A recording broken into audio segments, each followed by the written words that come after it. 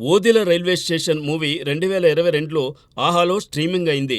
విమర్శకుల ప్రశంసలు అందుకున్న ఈ సినిమాను కె రాధామోహన్ నిర్మించారు. విశేషమేమంటే ఇప్పుడు ఈ సినిమాకు సీక్వెల్ను మొదలుపెట్టారు సంపత్ నంది.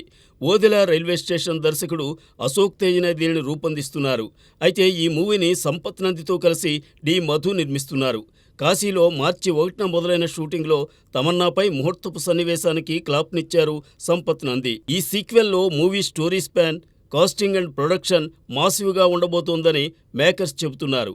ఓదెల గ్రామం చుట్టూ కేంద్రీకృతమై ఉన్న సంస్కృతి సంప్రదాయాలతో పాటు ఓదెల మల్లన్న స్వామి తన గ్రామాన్ని దుష్టశక్తుల నుండి ఎలా రక్షిస్తాడనే అంశాలను ఇందులో చూపించబోతున్నామని సంపత్ నంది అన్నారు.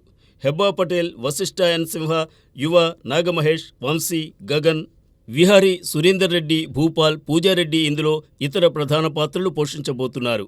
దీనికి అజనీష్ లోక్నాథ్ సంగీతం అందిస్తున్నారు.